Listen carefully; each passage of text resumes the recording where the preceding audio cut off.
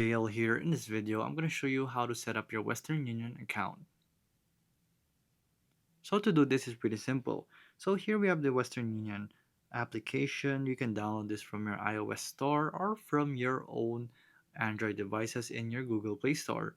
So to do this, just go to the top right corner and you'll see the login. So it has signed me up already for my Face ID. So let's just restart that again so that we don't use our Face ID. So here, there you go. So log in. So there you go. So here you will have to sign up. So here you will have to place your first name that is matching your government issued ID, and then let's just place, for example, like this. And then you'll have to place your email and your mobile password. So you'll have to register it and they're going to send the OTP.